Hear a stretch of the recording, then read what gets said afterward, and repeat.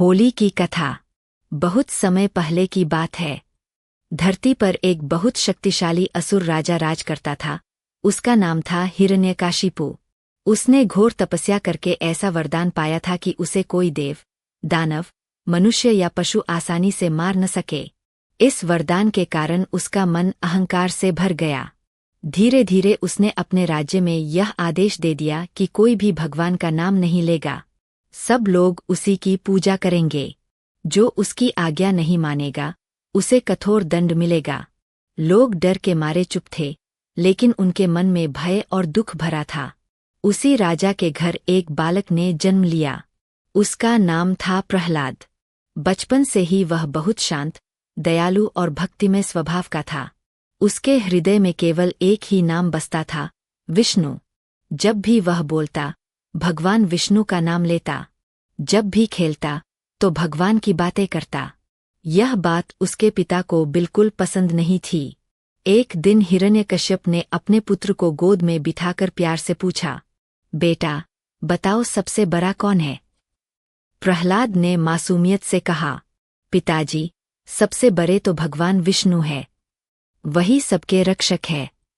यह सुनते ही राजा का चेहरा क्रोध से लाल हो गया। उसे विश्वास नहीं हुआ कि उसका अपना बेटा उसकी बात नहीं मानता।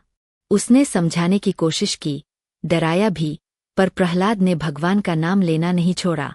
राजा का हृदय कठोर होता गया। उसने अपने ही पुत्र को दंड देने का आदेश दे दिया। कभी सैनिकों से कहा कि उसे ऊंचे पहाड़ से गिरा दो, कभी विषैले सांपों के बीच डाल दिया, कभी समुद्र में फेंकने की कोशिश की, लेकिन हर बार एक अदृश्य शक्ति उसे बचा लेती। प्रहलाद हर कठिन समय में आंखें बंद करके भगवान विष्णु का नाम जपता रहता। उसका विश्वास अटल था। राजा की बहन थी, होलिका। उसे वरदान मिला था कि अग्नि उसे जला नहीं सकती। हिरण्यकश्यप ने एक चाल चली।